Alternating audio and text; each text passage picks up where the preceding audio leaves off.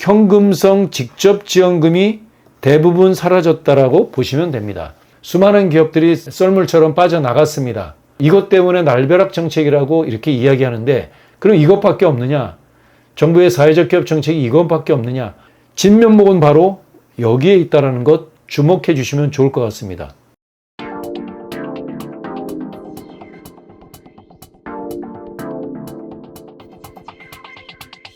사회적 기업 날벼락 정책이 시작된 지가 이제 1년이 채 가고 있습니다.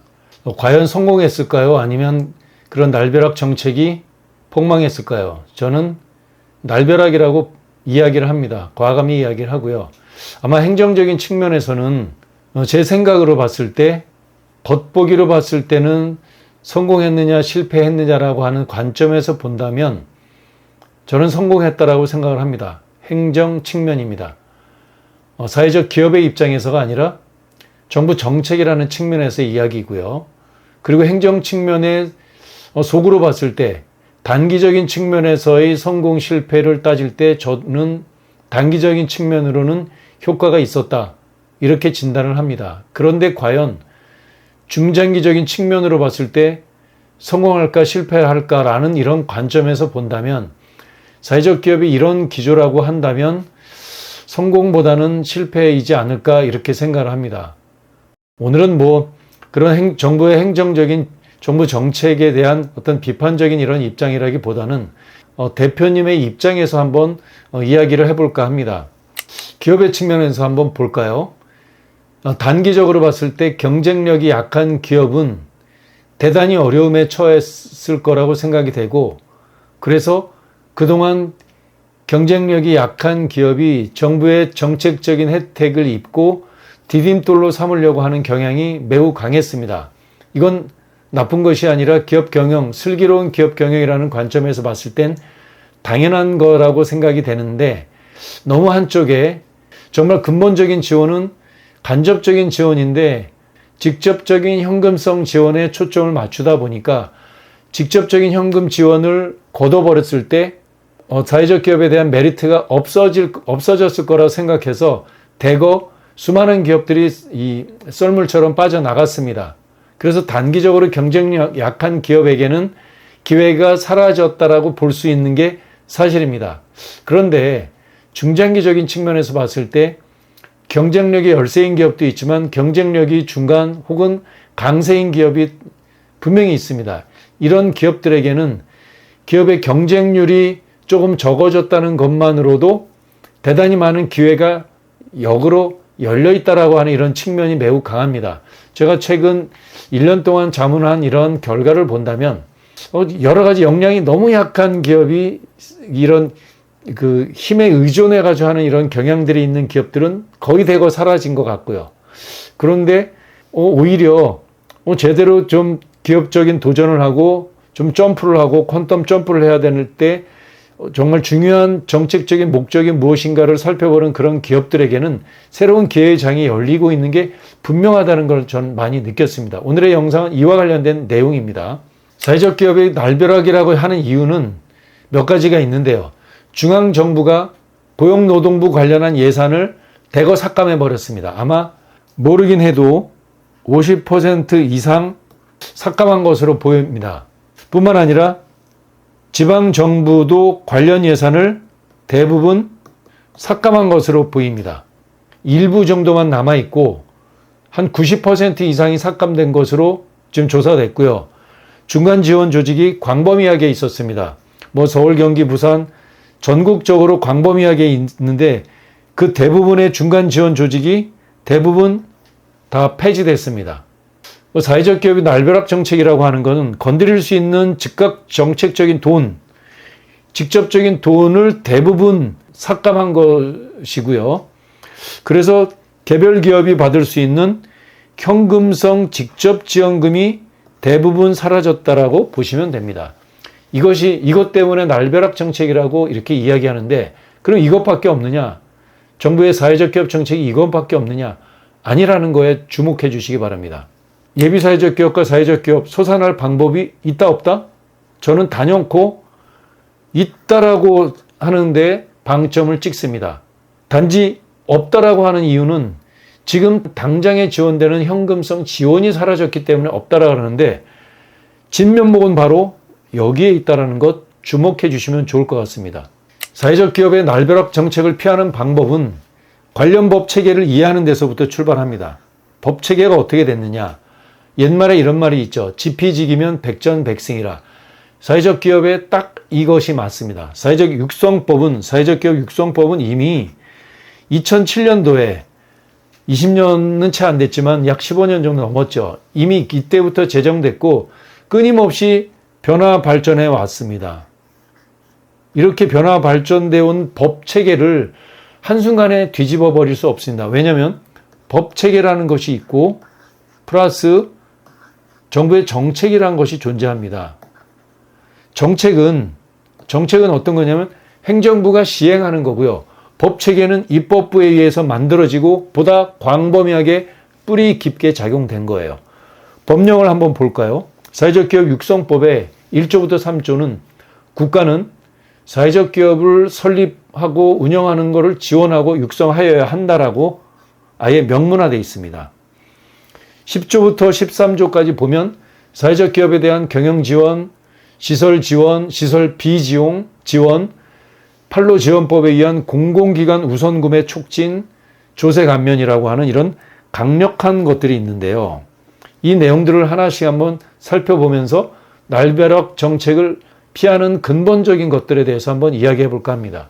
사실 사회적 기업을 제가 한 7, 8년 정도 자문해 왔습니다.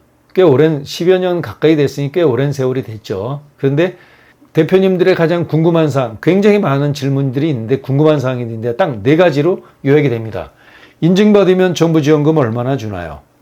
이거 사라졌다고 보시면 됩니다. 100은 아닙니다만 한 99% 사라졌다고 보시면 되고, 그런데 이것은 정부의 정책이기 때문에 다시 생겼다가 다시 사라지기도 하고 좀 약화되기도 하는 이런 변화무쌍한 과정을 겪는다는 것 이해해 주시면 되고요. 나머지 2, 3, 4 세제 혜택 10년 넘은 기업도 세제 혜택 받을 수 있는가요?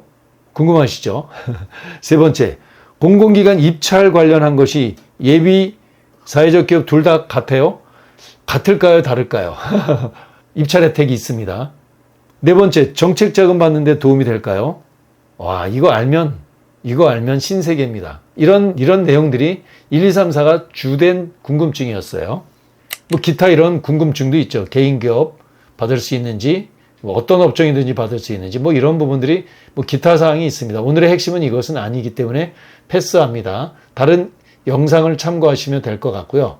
올해 예비사회적 기업과 사회적 기업 인증 현황 이런 걸 보면 지금 17개 광역단체와 중앙부처 10개, 총 27개소에서 27개 중앙부처와 기관에서 지역단체에서 예비사회적 기업을 지금 하고 있습니다. 상반기 한 번 했고요. 지금 하반기 한 번 있는데 지금 1년에 2차례 정도가 진행됐습니다. 현재 진행형이죠. 단 예비사회적 기업은 딱 3년이 유효기간이죠. 더 연장이란 것이 없어요. 3년이면 끝. 그 다음에 무엇으로 가느냐? 중앙부처인 노동부 딱 한 곳에서 하는 그것을 사회적 기업인데 우리는 통칭 인증된 사회적 기업, 예비사회적 기업과 인증사회적 기업 이렇게 두 가지 명칭으로 불립니다. 이 인증사회적 기업은 3차례 선정 발표됩니다. 그 해마다 약간은 변동이 있는데 1차, 2차, 3차 이렇게 3번 이루어지고 한번 인증받고 특별한 사정이 없는 한 계속 유효하다는 이런 장점이 있습니다. 지금 대한민국에서 사회적 기업의 숫자가 어떻게 되냐면 예비사회적 기업이 2100개소 정도 되고요. 인증사회적 기업이 3700개 정도 됩니다. 두 개 합산해서 약 5800개사 이렇게 됩니다. 비율로 따져보면 어떻게 될까요? 너무 적은 기업이기 때문에 대략 1000개 기업 중 우리 사회적 기업, 예비사회적 기업은 법인만이 지원할 수 있기 때문에 법인의 숫자가 대략 130만 개 기업 되거든요. 법인 기업이 130만 개 기업 중에서 5,800개소 되니까 정말 그 비율이 1000개 기업에 따진다면 1000개 기업당 한 4개사, 4~5개 회사 정도밖에 안 되니까 이 희소성은 정말로 적다고 생각하시면 됩니다. 사회적 기업 날벼락 정책 피하는 방법 첫 번째는 조달 입찰 관련해서 우선 구매 제도라는 게 있다는 거예요. 법률에 의해서 만들어졌습니다. 사회적 기업 육성법에 따라서 사회적 기업 육성법 12조에 보면 판로지원법에 의해서 공공기관 우선 구매를 촉진한다. 대한민국은 공공기관에서 일반 민간 기업으로부터 제품들을 납품받는 게 있습니다. 제품, 상품, 서비스, 용역, 건설 등등 납품받을 수 있는 게 있는데 그걸 우린 입찰이라고 하는데 대략 우리나라에 1000여 개 공공기관이 있습니다. 그 예산은 무지막지합니다.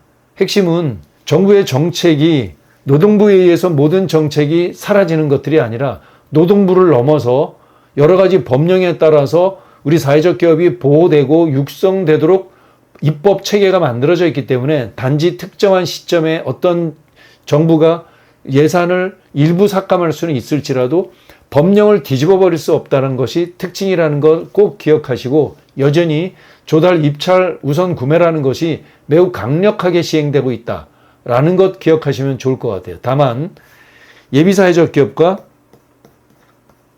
하나는 인증사회적 기업이라고 이렇게 표현합니다. 인증사회적 기업 두 가지로 봤을 때 인증사회적 기업은 공공조달 입찰에 보다 더 강력하게 지원할 수 있는 권한이 마련되어 있고요. 다만 예비사회적 기업도 해당 만약에 경기도 화성이다 라고 하면 화성시에 화성시 소재 기업이 경기도 기업이다 하면 경기도의 입찰에 여러 가지 우선 이런 혜택들이 있는 것이 있으니 이런 부분이 이 영상을 보시는 우리 대표님이 내가 경기도 파주다 혹은 경북에 있다 아니면 제주에 있다라고 한다면 해당 광역단체와 해당 지자체의 조례에 따라서 이런 입찰과 관련한 것들이 여러 가지 입법화되어 있기 때문에 그런 것들을 자세하게 활용하시면은 확인해서 활용하신다면 매우 도움이 될 것으로 보여집니다. 날벼락 정책 피하는 방법 첫 번째, 조달 입찰 우선 구매는 법령에 따라서 만들어져 있다는 것이 이런 내용들을 갖고 우리 대표님들 자신 있게 사회적 기업 하시면 좋을 것 같아요. 두 번째, 조세 감면 제도가 있습니다. 법인세 감면 제도라고 그런 게 있는데 이건 법령에 의해서 입법화된 겁니다. 조특법에 따라서 사회적 기업으로 인증받은 기업은 첫 3년간은 100%를 감면받고요. 첫 3년간 100%, 이후 2년간 50%를 법인세에서 감면받습니다. 이런 사실들을 아시고 자신 있게 법인세 감면 받으시길 바라고요. 다만 여기서 예비사회적 기업은 연습하는 거잖아요. 예비사회적 기업은 조세, 법인세 감면 혜택 요거 하나 없다는 것만 기억하시면 좋을 것 같아요. 세제 지원적 혜택은 없습니다. 그러나 인증받은 사회적 기업, 노동부에 의해서 인증받은 사회적 기업은 지원 5년간 지원받습니다. 조세 감면 세 번째, 부동산 취득세 감면. 놀라운 거죠. 어떤 기업이 10년 됐고 20년 됐고요. 창업기업도 아니고 벤처기업도 아니에요. 사업용 부동산을 사야 될 때 조세 감면합니다. 무려 부동산 취득세의 50%를 경감합니다. 부동산 취득세 감면만이 아니라 추가적으로 재산세에 대해서도 25%를 경감받는다는 사실, 이것은 지방세 특례 제한법에 아예 명문화되어 있다는 사실 기억해 주세요.